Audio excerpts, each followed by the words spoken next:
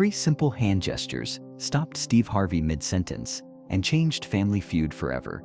The studio lights reflected off the tears streaming down his face as he realized that for the first time in his career, he couldn't communicate with a contestant. But what happened next broke every television rule and proved that some conversations don't need words at all.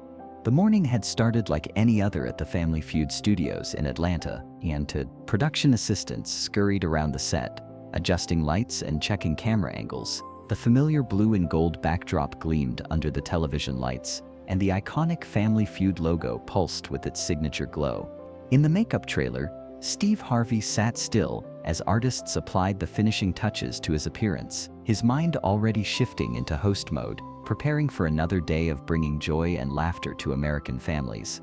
But 18 hours away, a different kind of preparation had been taking place. The Rodriguez family from Phoenix had been driving through the night, their beat-up Honda Civic, loaded with hope, determination, and a cooler full of homemade sandwiches that Maria had prepared for the journey. The car's air conditioning had given out somewhere outside Albuquerque, and they'd driven the last 8 hours with the windows down, desert wind whipping through their hair. Maria Rodriguez gripped the steering wheel with calloused hands that told the story of her life. At 38, she looked older, worn down by years of working multiple jobs to support her family after her husband had abandoned them when Timothy was diagnosed as profoundly deaf at 18 months old.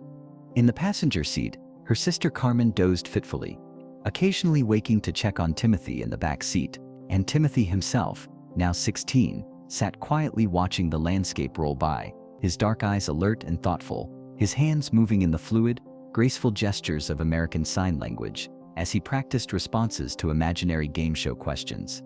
The Honda's radio had been broken for 3 years, but the silence didn't bother Timothy. Silence was his world, and he had long ago learned to find beauty and meaning in the visual poetry of the world around him. He watched his mother's reflection in the rearview mirror, saw the tension in her shoulders, the way she blinked too often when she was worried about money.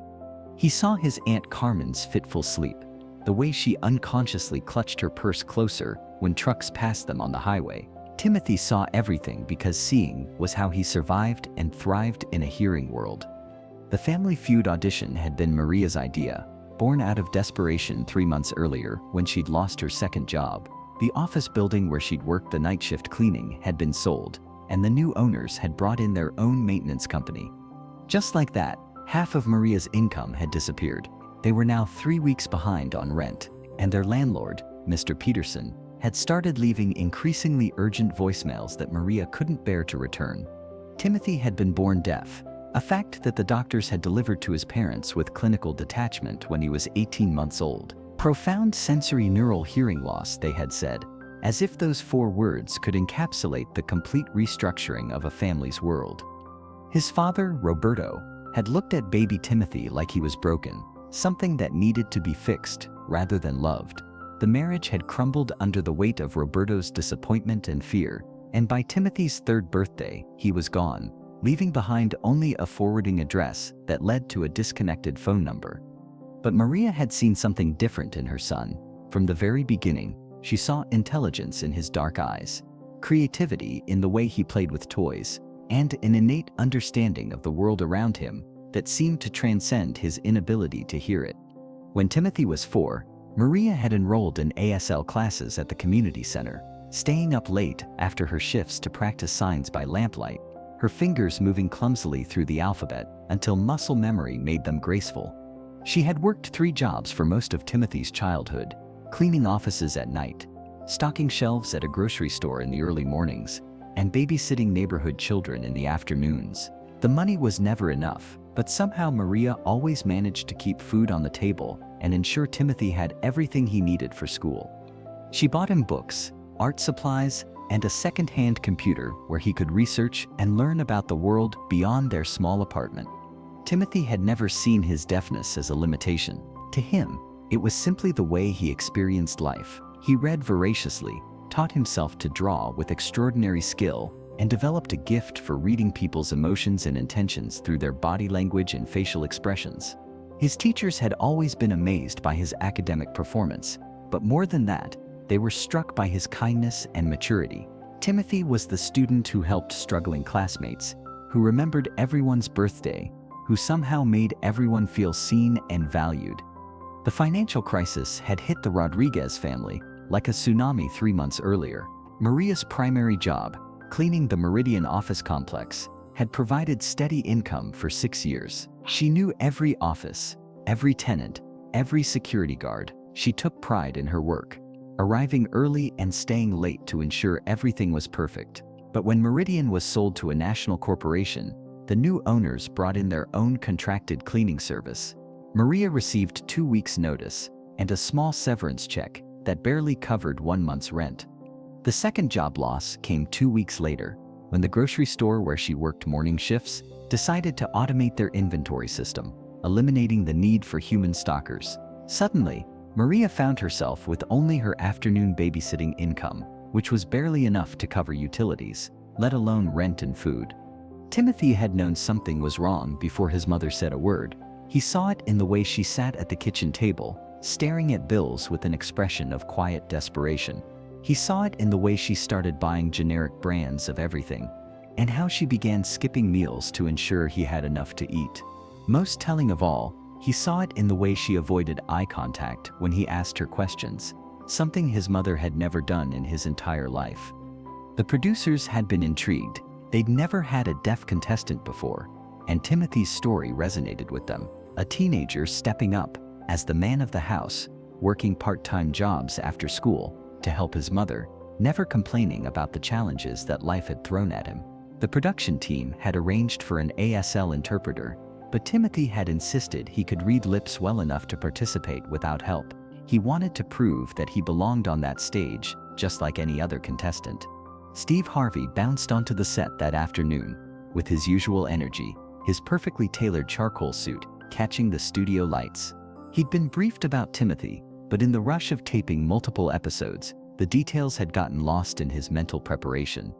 The Rodriguez family stood at their podium, opposite the Williams family from Detroit, and everything seemed normal. Maria beamed with pride, her sister Carmen fidgeted nervously with her lucky bracelet, and Timothy stood straight and confident, his dark eyes focused intently on Steve's face.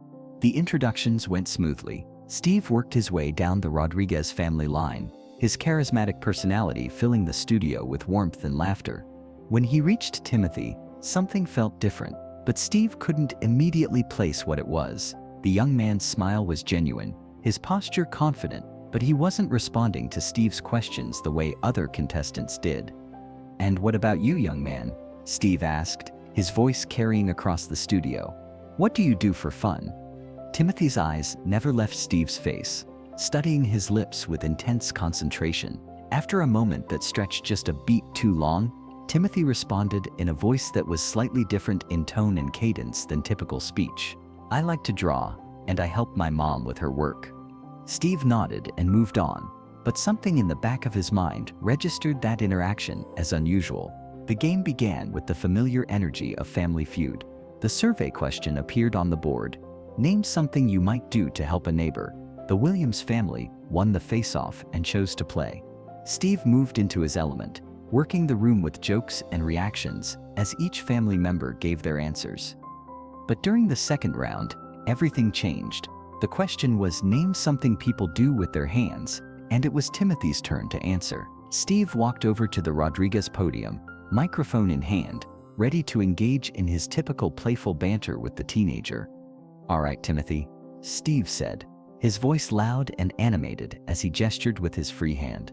"Name something people do with their hands. What do you got for me?" Timothy's eyes were locked on Steve's face, but there was a look of concentration that seemed more intense than nerves. Several seconds passed. The studio audience began to shift slightly, sensing something was different. Steve tried again, this time speaking more slowly, but not understanding why he was doing it. "Timothy, you got an answer for me, buddy?" That's when Timothy's mother, Maria, stepped slightly forward at the podium and began moving her hands in quick, flowing gestures. Timothy nodded and then looked back at Steve. "Sign language," Timothy said clearly. "People use their hands to talk in sign language." The answer was on the board, but Steve Harvey had stopped moving. Something was clicking in his mind as he processed what he'd just witnessed. The way Timothy never broke eye contact, the intense concentration on his face, the way his mother had communicated with him through hand gestures, the slight difference in his speech pattern. Steve looked from Timothy to Maria, and suddenly, everything made sense. The realization hit him like a physical force. This young man couldn't hear him. Couldn't hear the audience applause, couldn't hear the music, or the buzzers, or any of the sounds that made Family Feud the energetic show. He was participating in a world of complete silence, guided only by what he could see. For a moment, Steve Harvey was completely speechless. In 40 years of television, he'd faced every kind of unexpected situation, but this was different. This wasn't about managing an awkward moment or handling an unusual answer. This was about realizing that he'd been conducting a conversation with someone who existed in a completely different sensory world, and he hadn't even noticed. The studio fell quiet as Steve stood there, microphone in hand, staring at Timothy with a new understanding. The cameras kept rolling, but everyone could sense that something profound was happening. Steve's usual quick wit had deserted him, replaced by something deeper and more human. "Timothy," Steve said softly, though he realized even as he spoke that his volume didn't matter. "Can you hear me at all?" Timothy shook his head with a gentle smile, pointing to his ears, and then shaking his head again. The gesture was so matter-of-fact, so without self-pity, that it broke something in Steve's chest. Steve looked around the studio, at the cameras, at the producers, at the audience watching this unfold, and he did something unprecedented. He set his microphone down on the podium and walked directly to Timothy. The audience held its breath. This wasn't part of the script. This wasn't how Family Feud worked. But Steve wasn't thinking about television anymore. He was thinking about a 16-year-old boy who had driven 18 hours to be on this show, who was competing in a game he couldn't fully hear, who was standing there with dignity and courage that humbled everyone in the room. Steve stopped directly in front of Timothy and did something he'd never done in decades of hosting. He raised his hands and began to attempt sign language. His movements were clumsy, uncertain, clearly the gestures of someone who didn't know ASL, but he was trying. Timothy's eyes widened with surprise, and then filled with tears. He began to sign back, his movements fluid and graceful.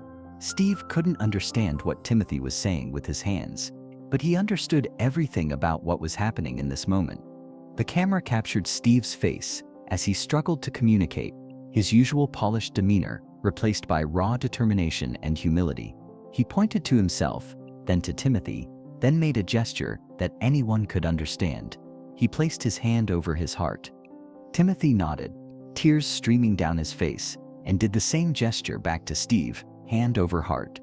The studio audience began to react, not with the typical game show applause, but with something deeper. People were crying, standing, recognizing that they were witnessing something far more important than entertainment. But Steve wasn't finished. He turned to address the entire studio, his voice carrying without the microphone. "Ladies and gentlemen," he said, his voice thick with emotion, "I need to tell you something.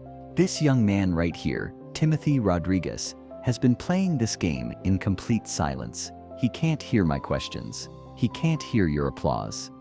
He can't hear your applause. He can't hear your applause. He can't hear your applause. He can't hear any of the sounds that we take for granted. But he's been watching my lips, reading my words, and giving answers that are not only correct, but brilliant." The audience erupted in applause, but Steve raised his hand to quiet them. "And I just realized something," he continued. "I've been talking to him like everyone else, not understanding that he needs to see my face to understand me. So we're going to do something different." Steve walked back to Timothy and positioned himself directly in front of him. He spoke slowly and clearly, making sure Timothy could read his lips. "Timothy, I want you to know that you are one of the bravest contestants I've ever met, and from now on, every question I ask you, I'm going to ask it right here, where you can see me clearly." Timothy nodded, his smile radiant, despite the tears on his cheeks. The game continued, but it was transformed. Steve abandoned his usual roaming style, instead positioning himself directly in front of Timothy for every interaction. The other family members, the Williams from Detroit, caught on to what was happening, and began cheering extra enthusiastically when Timothy gave correct answers, their physical energy communicating support that transcended sound. But the moment that defined everything came during the fast money round. Timothy's family had won the main game, and it was time for the bonus round that could win them $20,000. Timothy and his mother were chosen to play. Maria went first, scoring a solid 156 points. Timothy needed just 44 more points to win the money that could save their apartment and change their lives. Steve positioned himself directly in front of Timothy, speaking slowly and clearly. "Timothy, you need 44 points to win $20,000 for your family. Are you ready?" Timothy nodded, his concentration intense. "Name something people do every morning." "Brush teeth," Timothy responded immediately. "Good answer. Name something you might lose." Timothy paused, thinking. "Hope," he said quietly. The answer surprised Steve. It wasn't a typical Family Feud response, but it was profound in a way that cut through everything. "Name something that makes noise." Timothy's slight smile returned. "Everything I can't hear," he said. The studio fell silent. It was an answer that shouldn't have been on the board, but it was an answer that revealed everything about Timothy's world and his perspective on it. "Name something people save money for." "Family," Timothy answered without hesitation. "Name something that brings people together." Timothy looked directly into Steve's eyes, understanding each other. When the answers were revealed, Timothy had earned exactly 44 points. But everyone in the studio understood that the real victory wasn't the money. It was the moment when communication transcended words, when understanding bridged the gap between different worlds. As confetti fell and the Rodriguez family celebrated, Steve did something unprecedented once again. He took off his suit jacket and draped it over Timothy's shoulders.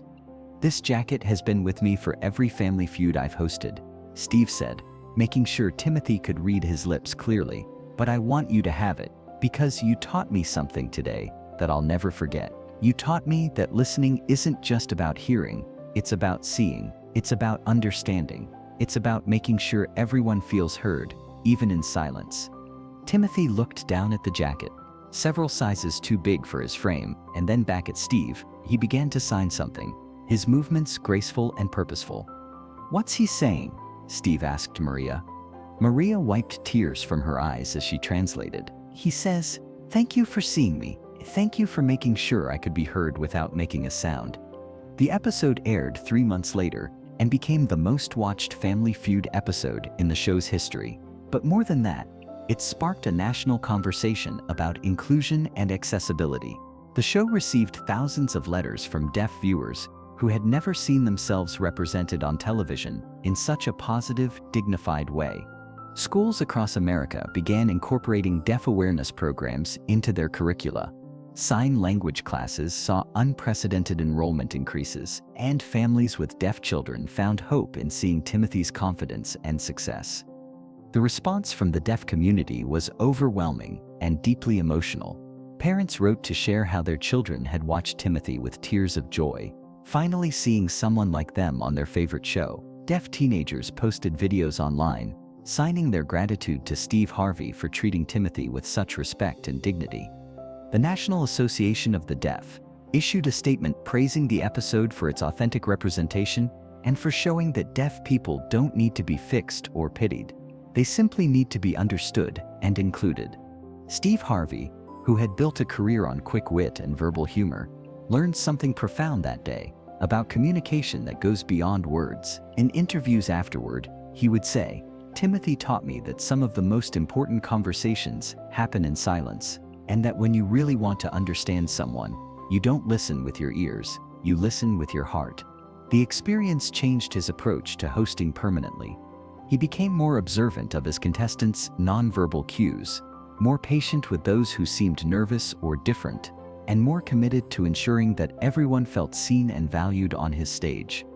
The backstage footage from that day, which was eventually included in a documentary about inclusion in media, showed the profound impact Timothy had on everyone involved in the production. Camera operators wiped tears from their eyes. Producers abandoned their headsets to watch the human drama unfolding on stage. Even the Williams family, who had technically lost the game, later said it was the most meaningful television experience of their lives. They remained in contact with the Rodriguez family and attended Timothy's high school graduation 3 years later.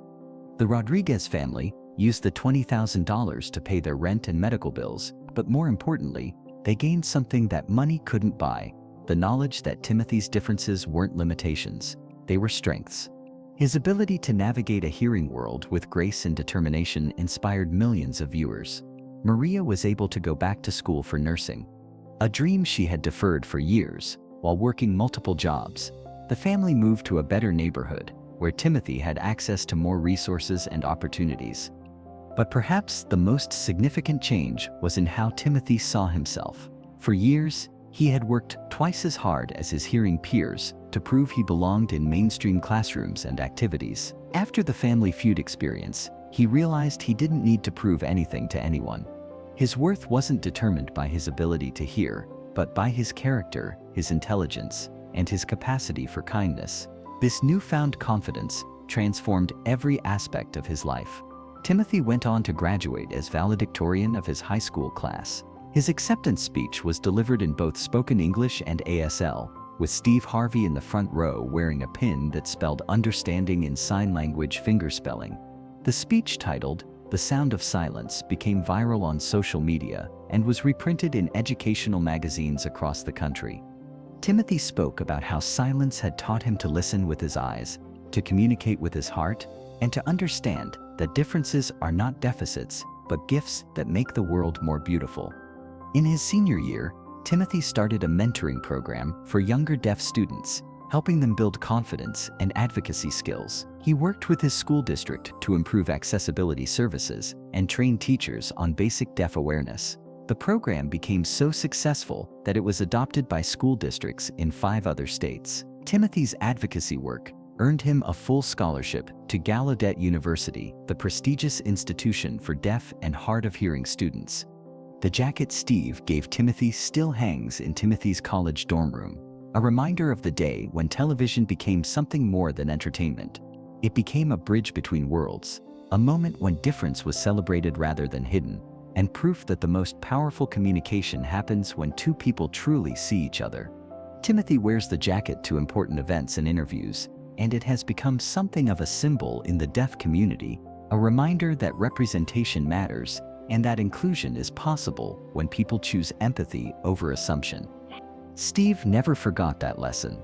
He began learning basic ASL after that episode, not because he expected to need it again, but because Timothy had shown him that understanding should never be limited by barriers we assume exist. He hired a deaf consultant to work with his production team. He featured other deaf guests on his talk show and became an advocate for deaf rights in Hollywood. Every time he faced a contestant who seemed different, he remembered the 16-year-old boy who taught him that silence could be just as eloquent as words. The ripple effects of that single episode continued for years. Other game shows began examining their accessibility practices. Television networks started including more deaf actors in their programming. Steve's production company established a scholarship fund for deaf students pursuing careers in media. The fund has supported over 200 students in its 10-year history. 5 years after the episode aired, Steve and Timothy reunited for a special segment on Steve's talk show. Timothy was now a college senior, preparing to graduate with degrees in education and deaf studies. He had become a powerful advocate for deaf rights and was planning to become a teacher. The reunion segment, where they communicated entirely in sign language, became another viral moment that reminded the world of the power of human connection. The episode became more than viral content. It became a testament to the power of human connection, the importance of accessibility, and the truth that everyone deserves to be heard, even if their voice sounds different. Timothy Rodriguez didn't just win a game show, he changed how millions think about communication, understanding, and what it truly means to listen. His story became required viewing in deaf studies programs, communication courses, and diversity training across the country. The legacy of the silent victory, as the episode came to be known, extended far beyond television. It reminded society that inclusion isn't about making accommodations for people who are different. It's about recognizing that diversity of experience enriches everyone's understanding. Timothy's courage to compete on his own terms, and Steve's wisdom to meet him where he was, created a moment of authentic human connection that transcended entertainment and became education, inspiration, and hope. Because sometimes the most important conversations happen without a single word being spoken, and sometimes understanding begins the moment we stop talking and start seeing. Timothy Rodriguez and Steve Harvey reminded us that the most profound communication happens in the space between words, in the recognition that every person has something valuable to say, and in the choice to listen with more than just our ears.